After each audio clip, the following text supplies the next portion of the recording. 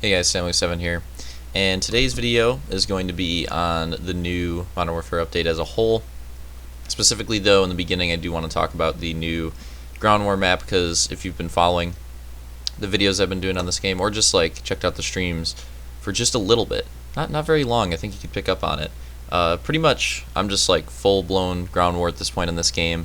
Haven't played pubs in a while, and that's why I just mentioned talking about the new ground war map, because I don't really have an opinion on the new map that they came out with for public matches, because I haven't played it, and I don't really intend on playing it until I have like another challenge or some reason to play pubs. Because as long as I don't have a reason to play pubs, I'm not going to play pubs in this game until there's a major change to just it as a whole.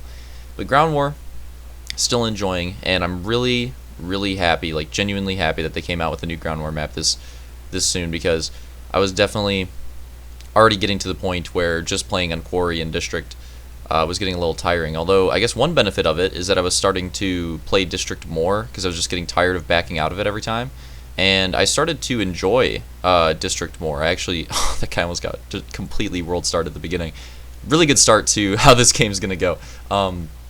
Yeah, I started to play District more and started to enjoy it more. I still think that map, freaking sightline there. I don't want to go on a tangent, but god, dude, the sightlines in this game. Started to enjoy it more, even though that I still think that the rooftops and stuff like that and the placement of the objectives really kill that map for me most of the time. On District, basically what I do now is I just play to have fun. I don't care. Like, Quarry, I'll actually try to win. On this map, I'll actually try to win. On District, I just stopped caring, and I basically just play for myself, because that's what everybody does on that map, and I started having a lot more fun.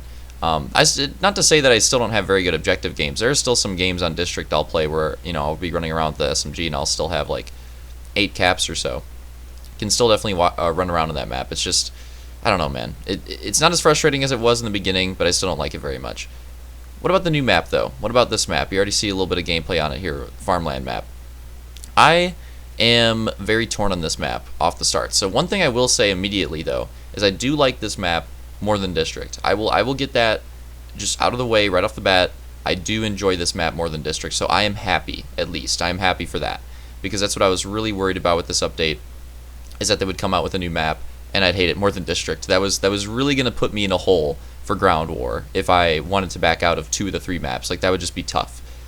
Luckily, that is not the case. I do think part of it is because it's new, but every time this map pops up, I want to play it. Same thing with like Quarry. You know, every time it pops up, I want to play it.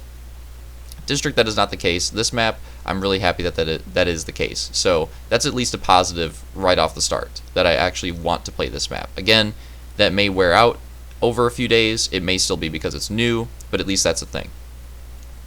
So why am I so torn on this map? In terms of the layout, I enjoy this map in that, like, if you watched my video where I was kind of doing like predictions on how the map would be, it was kind of accurate.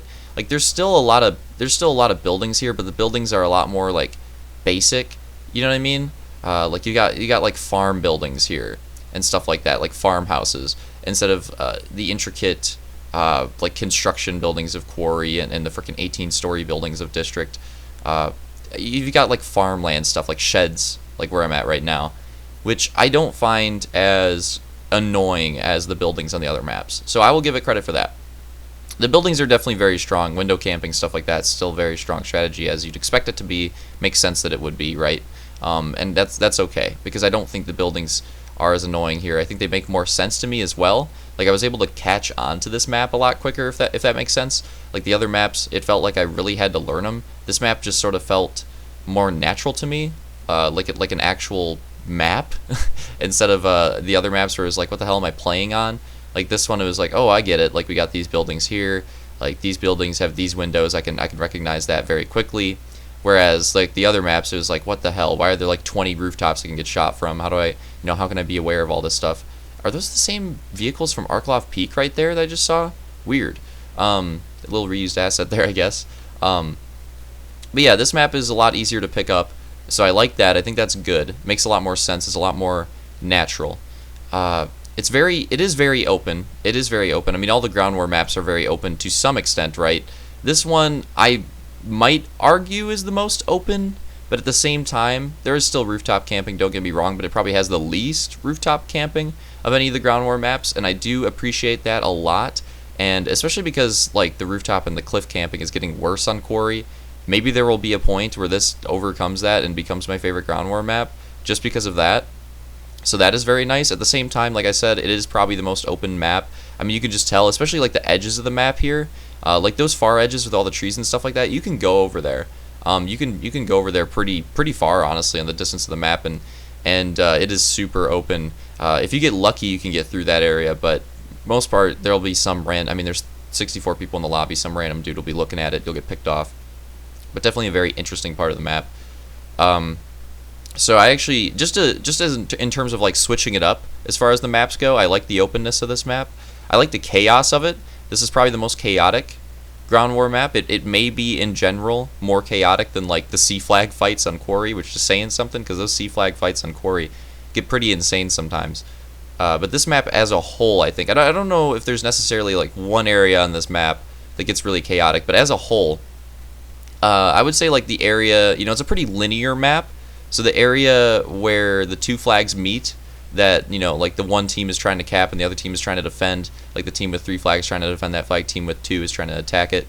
That is like generally where the chaos lies. It's not like the other maps where District and Quarry have a bit of a more unique layout, which makes the fights a lot less linear.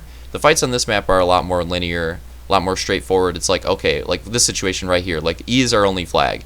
Our whole team is pretty much, you know, like the flanks and stuff like that just aren't really going to happen. Our whole team is pretty much going for D at this point while trying to hold E. Like, that's just kind of what's happening here.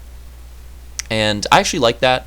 I like that the fights are more straightforward on this map. I think it, even though the buildings are very strong, it's very strong to hold down the buildings. I think it encourages more people to move around, and so far, and some of the patch notes we'll get into here in a second, I think it encourages more people to move around, and I have seen more people moving around in general.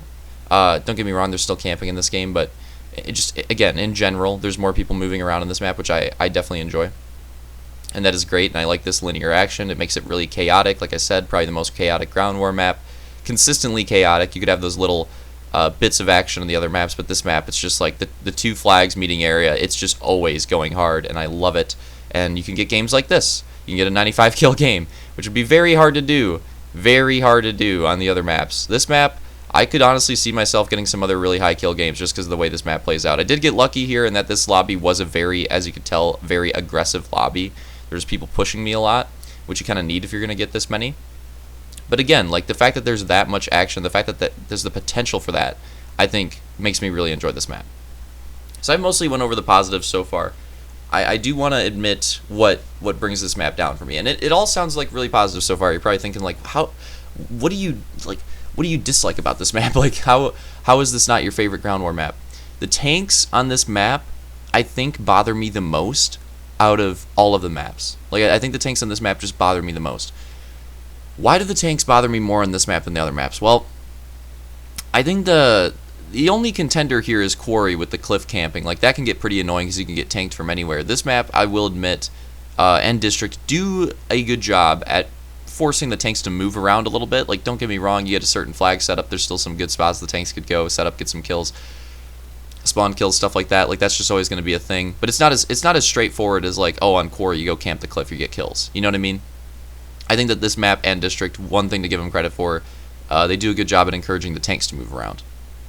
At the same time, though, like I was saying in my positive, this is a very like straightforward, chaotic, close quarters at times map, and that kind of creates issues for the tanks, or creates issues for the infantry from the tanks.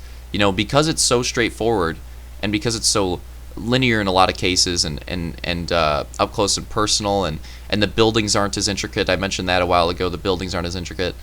It makes the tanks very, very, very, very powerful. Like, the tanks are insanely powerful on this map, as if they weren't already on every ground war map.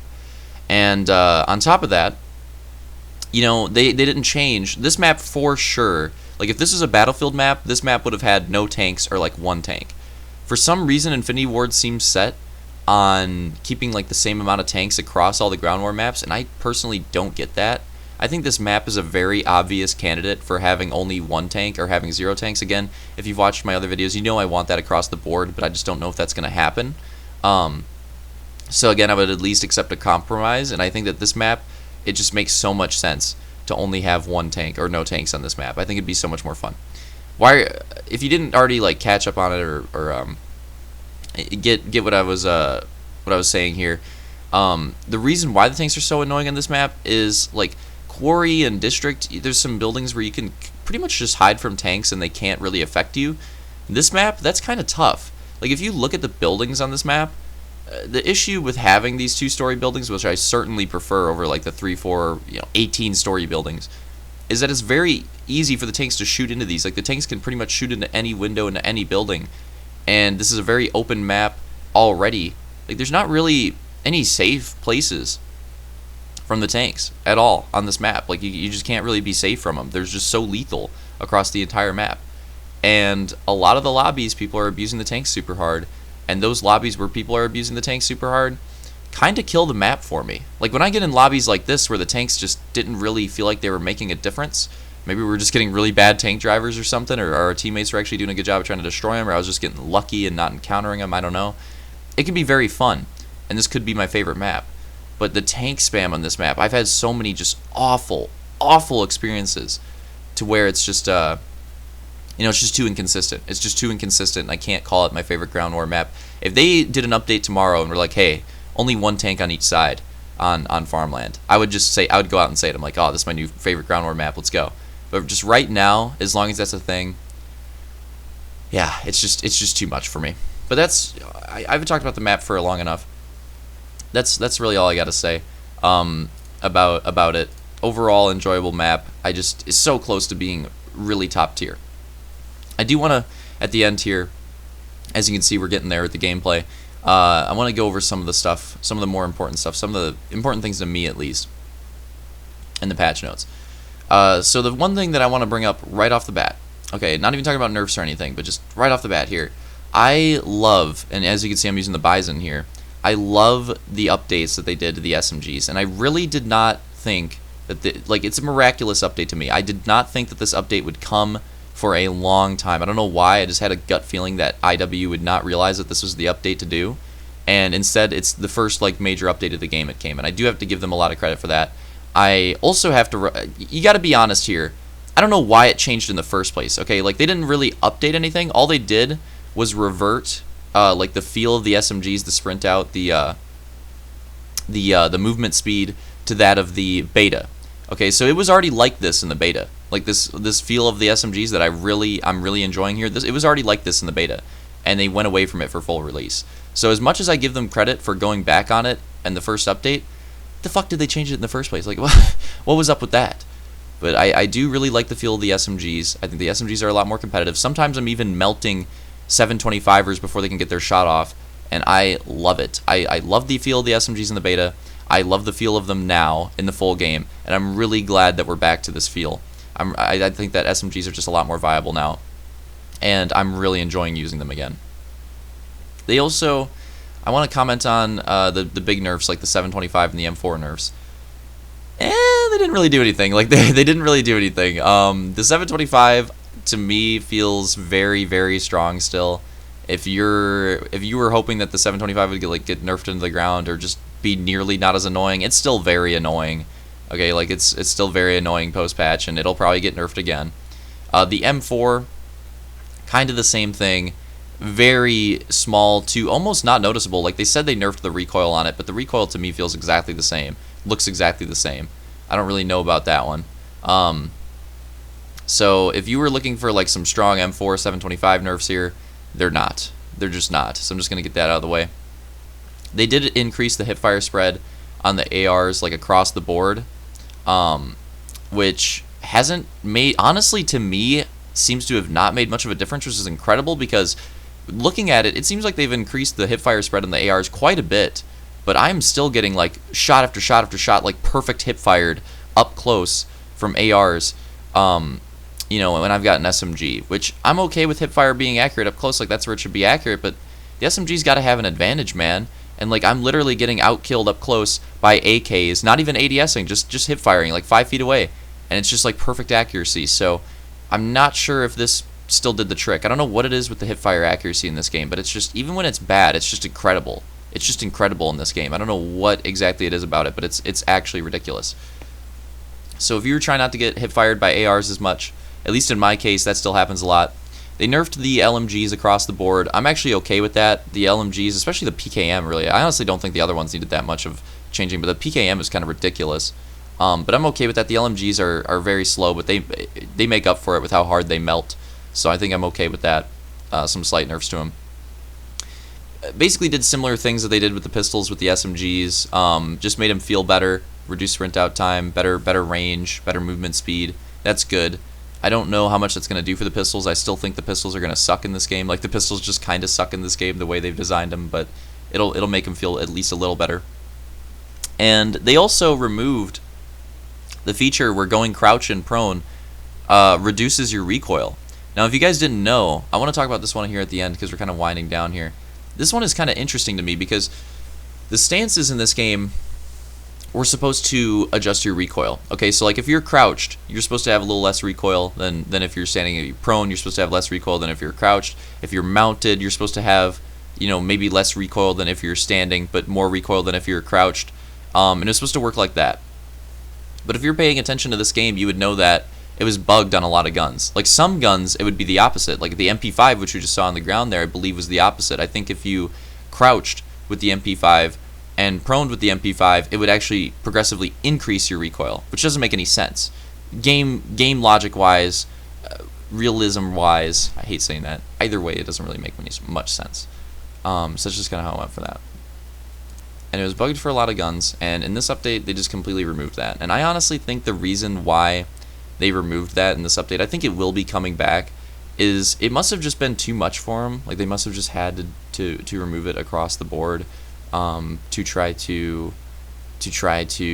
take their time and fix the bug that's going on with it, I guess.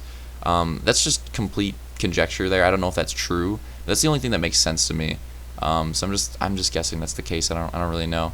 But that is something that they did, and it is definitely going to change the feel of the guns. But anyways, those are like the main changes in the patch that I wanted to talk about. All the other changes were kind of like they mentioned stuff about the footsteps. Footsteps are very similar.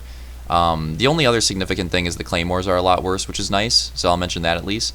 But as far as it goes, like that's pretty much all the important stuff, I guess, at least in my opinion from the patch. Like I said, a lot of the other stuff, not really making too much of a difference. But GG there, dropping the 95 kill game, pretty awesome, and clutching out the win as well. That was a comeback. Like we were definitely far behind. So hope you guys enjoyed this gameplay discussion on the map, discussion on the patch, and I'll see you next time.